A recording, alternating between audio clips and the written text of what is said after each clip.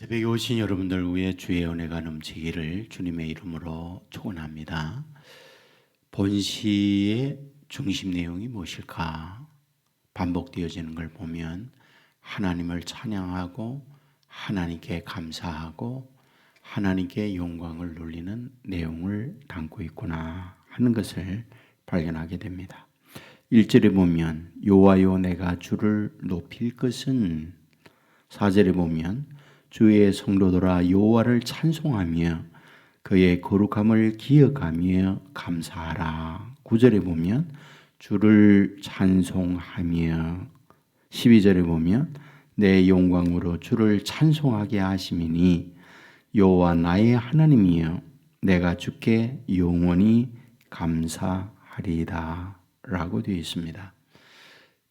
본시는 다윗의 감사시다 이렇게 명명을 할 수 있습니다. 그렇다면 다윗은 무엇을 감사하고 있는 걸까? 1절에 보면 이렇게 기록합니다.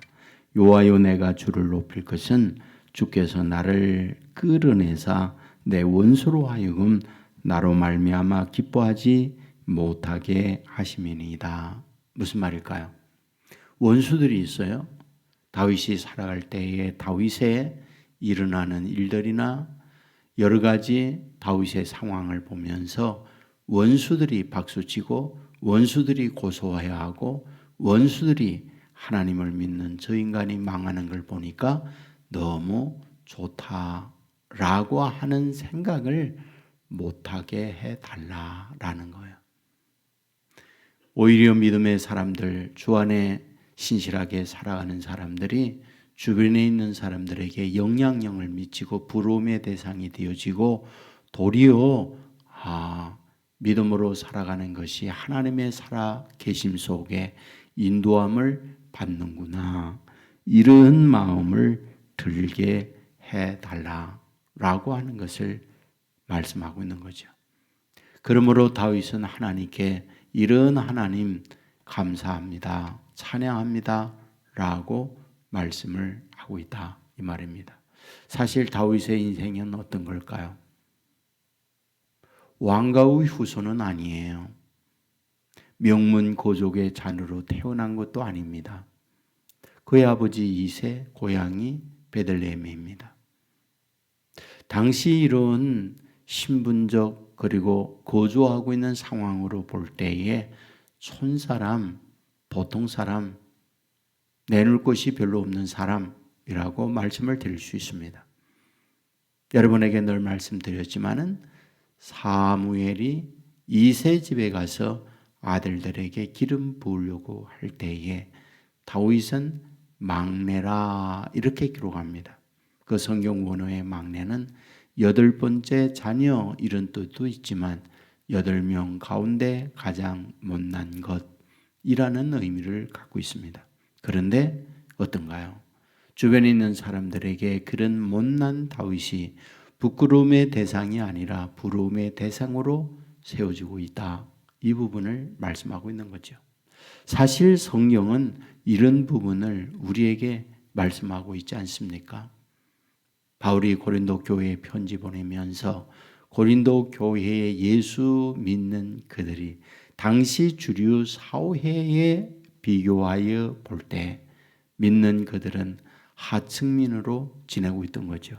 그들에게 위로 용기를 주면서 바울이 썼던 말씀, 고린도전서 1장 27절 이하에 보면 하나님께서 세상에 미련한 것들을 택하사 지혜 있는 것들을 부끄럽게 하려 하시고 세상에 약한 것들을 택하사 강한 것들을 부끄럽게 하시며 하나님께서 세상에 천한 것들과 멸시받는 것들과 없는 것들을 택하사 있는 것들을 폐하려 하시나니 라고 하는 말씀 우리가 잘 알고 있지 않습니까?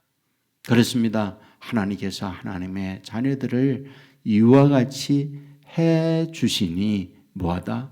하나님 감사합니다. 이러한 우리의 신앙의 고백이 있어야 된다. 이것이 먼저 우리에게 말씀해 주고 있습니다. 두 번째, 다윗은 무엇을 감사하고 있는 걸까? 고쳐주시는 하나님 감사합니다 라고 말합니다.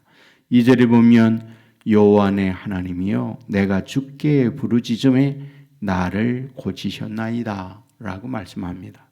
고치다 이 말은 병든 걸 고치다 또는 고장난 걸 고치다 이런 뜻을 갖고 있습니다. 성경에 다윗이 어디 병들었다 라고 하는 기록은 없어요. 그럼에도 불구하고 인생 사는 데 있어서 누구나 다 병도 나고 잘못되는 일도 생기고 어려운 고장난 인생을 만나게 되는 것, 그건 누구도 죄됨이 없죠. 아무리 겉보기에 건강한 모습을 갖고 있다 할지라도 개인적으로 보면 여기 아픕니다. 저기 아픕니다. 이와 같이 다 고백하는 걸 봅니다. 그런데 오늘 본문에서 뭐하다? 고쳐주시는 하나님, 바르게 해주시는 하나님, 그러므로 하나님 감사합니다 라고 말씀을 하고 있습니다. 또 다시 뭘 감사하고 있는 걸까? 저녁에 눈물이었는데 깨고 났더니 기쁨이 되게 해주신 하나님 감사합니다 라고 말씀을 하고 있습니다. 5절 말씀에 보면 그 노여움은 잠깐이요 그의 은총은 평생이로다. 저녁에는 울음이 깃들일지라도 아침에는 기쁨이 오리라. 11절에 보면 주께서 나의 슬픔이 변하여 내게 춤이 되게 하시며 비옷을 벗기고 기쁨으로 띠띠우셨나이다 라고 말씀을 합니다. 맞습니다. 하나님은 어떤 분입니까? 저녁에 울음이 깃들지라도 아침에 기쁨으로 오게 해주시는 하나님, 슬픔이 변하여 춤이 되게 해주시고 비옷을 벗기고 기쁨의 띠를 띄우게 하시는 하나님이라고 말씀을 하고 있습니다. 우리가 인생을 살아가다 보면 저녁에 우리의 베갯잎이 적셔지는 때도 만나게 되죠. 인생을 살아다 보면 우리의 슬픔의 베옷을 입고 어찌할까 당황할 때가 많이 있죠. 우리의 기대 소망을 갖고 기도하지만 그 기대와 소망이 산산조각이 나면서 무너져 내리는 때 얼마나 많이 있습니까? 그런데 하나님은 어떤 분이다? 이런 것들을 기쁨으로 바꿔주시는 하나님이다. 그러므로 하나님 앞에 찬송한다라고 말씀을 하고 있습니다. 마지막은 은혜를 베푸는 하나님이라고 말합니다. 7절에 보면 여호와여 주의 은혜로 나를 산같이 굳게 세우셨더니라고 말합니다. 자신을 어떻게 해요? 은혜로 산같이 굳게 세웠다. 자신의 지금까지 살아온 것, 하나님의 은혜 아닌 것 없다라고 고백을 하고 있는 거죠. 여러분, 예수 믿는 것, 신앙 안에 살아가는 것, 우리가 여기까지 온 것, 하나님의 은혜다 고백하지 않을 수가 없죠. 사실 우리 기독교 신앙의 최고봉은 복음이고 은혜예요. 복음과 은혜는 쌍둥이 언어입니다. 여러분, 그러므로 은혜 아래 우리가 살아가는 거예요. 죄인이지만 예수님께서 십자가에 대신 지어주심으로 죄인을 구원해 주시고 내가 할 수 없는 것을 하나님이 오셔서 해주시고 넘어져서 우리를 버림받아 될 수밖에 없지만 포기하지 아니하시고 찾아오셔서 우리를 안아주시고 우리에게 기회 주시고 우리를 이끌어 가주시는 분, 이것이 성경에서 말하고 있는 우리 예수님의 모습인 걸 가르쳐주고 있잖아요. 그게 은혜인 거죠. 오늘 이 자리에 우리가 함께하고 있다, 이 말은 무슨 말일까요? 이런 하나님의 은혜를 받은 하나님의 자녀들이다, 이 사실을 믿으시고 이 아침에도 아버지 앞에 기도하면서 하나님 감사합니다, 이런 고백을 하는 우리가 되면 좋겠다, 그런 생각이 듭니다. 언젠가 여러분에게 말씀을 드렸지만 제가 몇 해 동안 지금도 반복하는 게 있어요. 그것은 잠자리에 들기 전에 제가 허리 디스크, 목 디스크를 알았기 때문에 늘 스트레칭을 해요. 이렇게 침대에 누워서 제 어깨, 허리 반쯤 바닥 쪽으로 내려놓고 제가 팔을 바닥 쪽으로 내려놓고 이렇게 스트레칭을 해요. 그러면서 거기에서 제가 하루를 복기를 합니다. 제 하루 생활. 일어났지. 그리고 면도하고 일을 닦고 그리고 옷을 입고 새벽에 나와서 새벽 기도를 인도했지. 그러면서 하루를 쭉 복기해요. 그리고 나서 감사 10가지를 항상 찾습니다. 하나님 이래서 감사합니다. 하나님 잘해서 감사합니다. 그리고 기도하고 잠자리에 거의 매일과 같이 합니다. 참 저는 그게 너무 좋구나 그 생각이 들어요. 여러분에게도 그런 제안을 드리고 싶어요. 오늘 다윗은 본문에서 하나님을 높이고 있습니다. 그리고 하나님 앞에 감사하고 있는 걸 봅니다. 이런 감사의 삶이 있을 수 있다면 놀라운 게 뭘까요? 더 많이 감사할 수 있는 것을 주시는 하나님이다. 또대로 힘들고 어려움이 있다 할지라도 감사하게 되어질 때에 그 어려움들을 하나님이 이기게 해주시고 감해 주시는 분이구나 그 생각을 합니다. 그러므로 오늘 본문에서 다윗이 감사하는 것과 같이 감사하는 저와 여러분의 삶이 되어 더 감사하는 은혜를 받고 사는 저와 여러분의 삶이 되기를 주의 이름으로 축원합니다. 기도하겠습니다.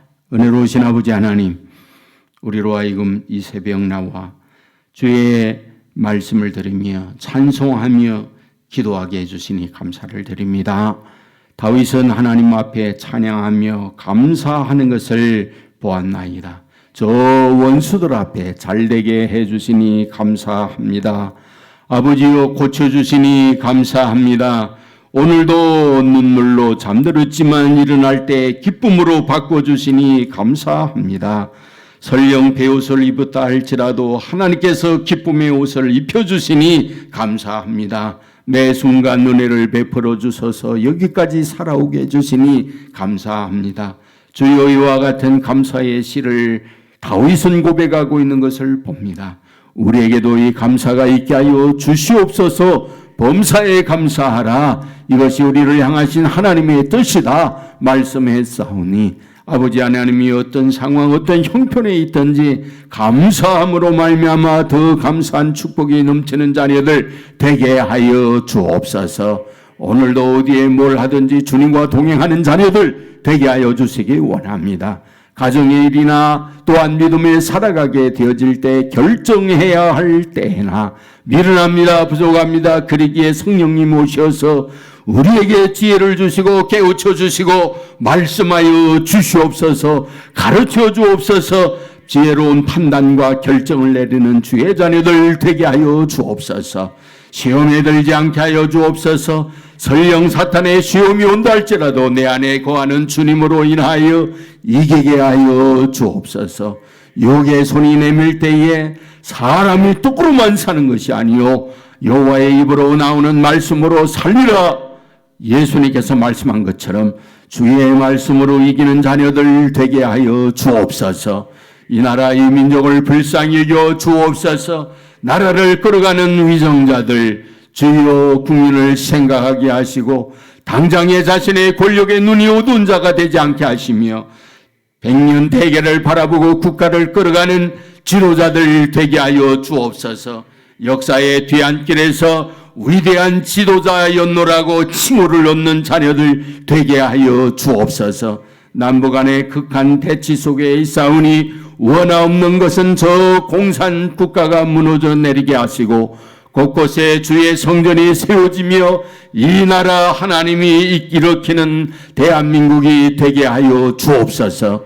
아버지 코로나19로 말미암아 어려움을 겪고 있사오니 두렵고 어려운 가운데 있지만 담대한 자 되게 하여 주시옵시고 아버지의 보호 주의 날개 아래 보호를 받는 자녀들 되게 하여 주옵소서.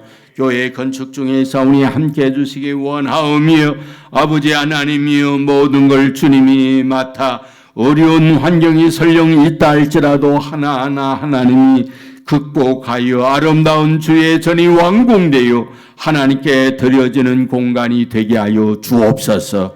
예수님 거룩하신 이름으로 기도드리옵나이다. 아멘.